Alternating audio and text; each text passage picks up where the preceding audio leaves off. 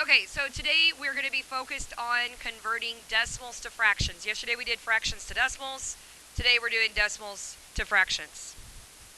So, the first thing that's important for all of us to know are what are the place values called?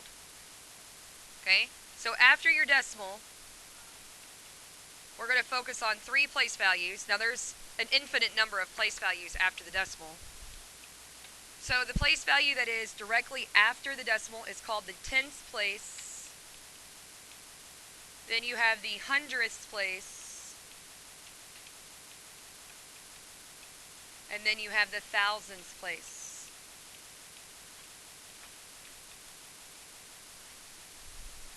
And again, there are other place values, and it would go 10,000, 100,000ths, millionths, 10 millionths, 100 millionths. They go on forever. But we don't really need to know all of them, okay?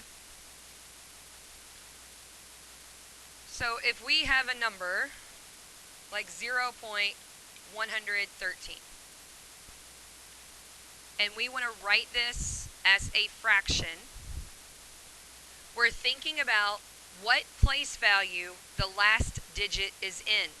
What place value is this 3 in? Thousandths.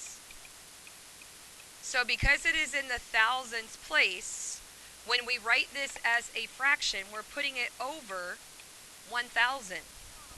We're taking the digits that are after the decimal and putting it over 1,000. This one you can't simplify. That's why I chose it. So sometimes you need to always look to see if you can simplify.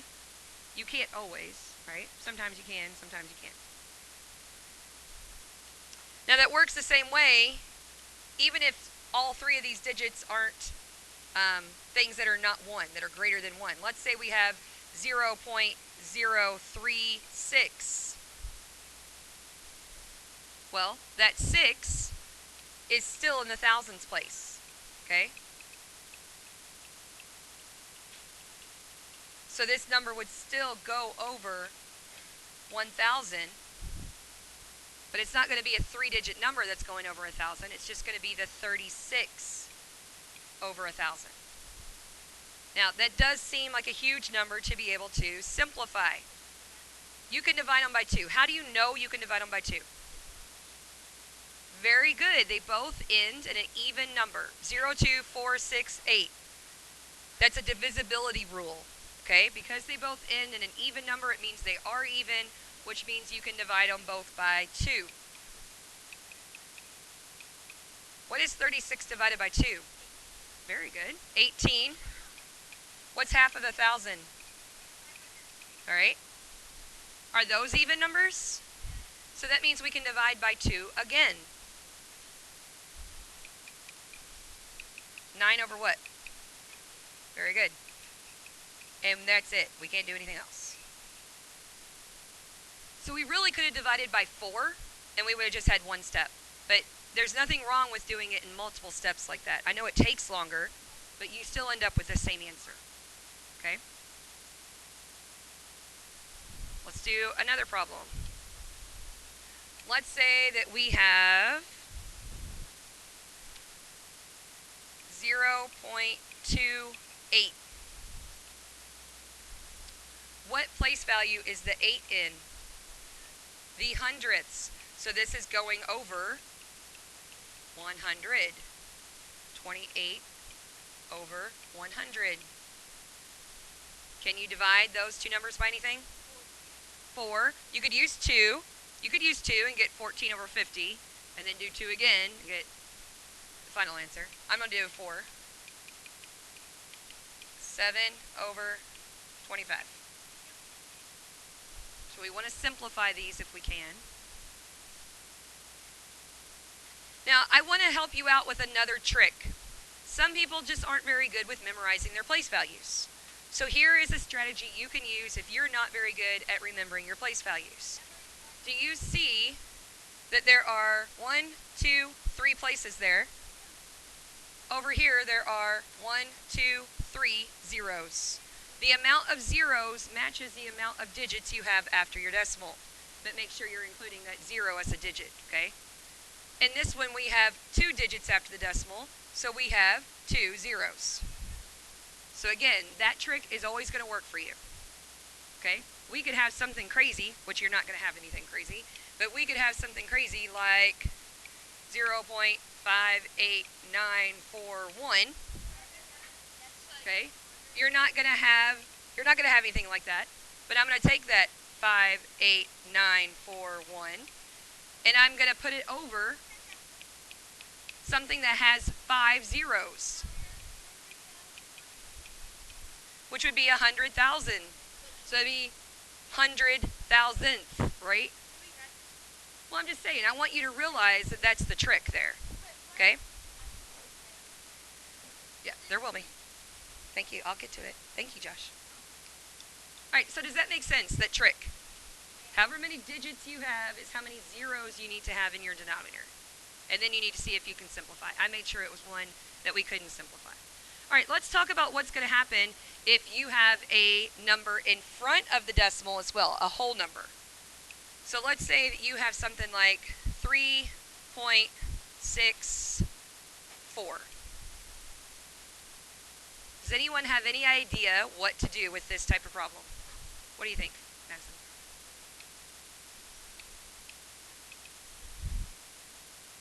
Move the decimal? We don't want to move the decimal. We'll do that if, like, for changing into a percent, we'll move decimals. What do you think?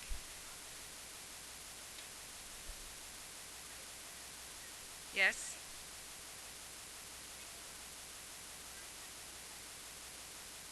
Okay, we could do that.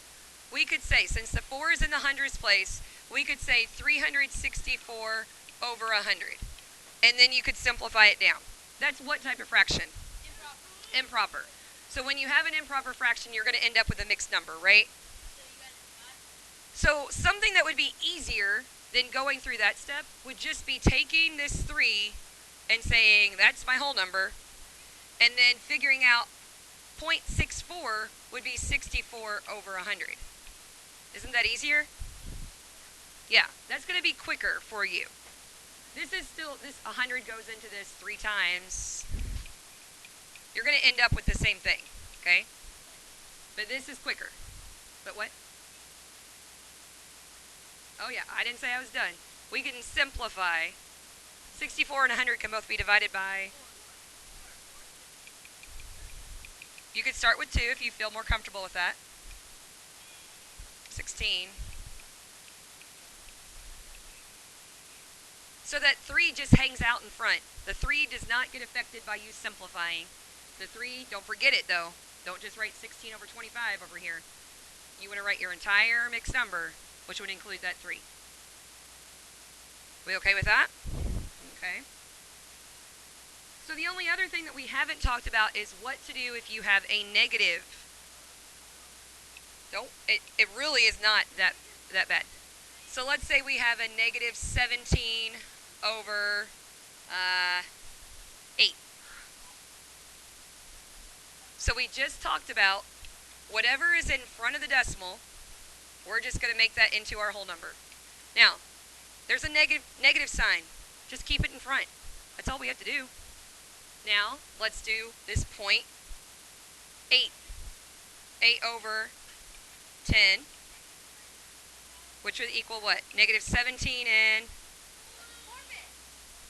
4/5. You divide them both by 2. How did I do what? Okay.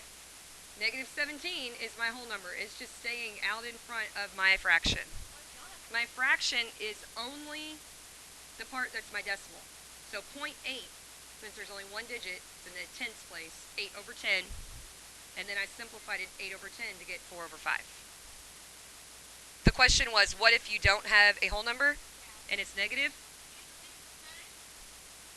The question was, what if you have negative 0.37?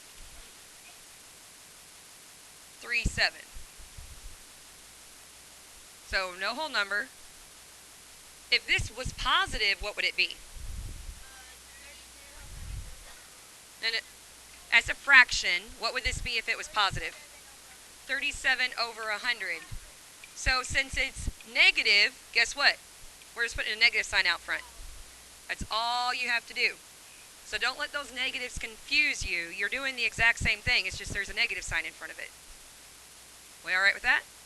All right. So we are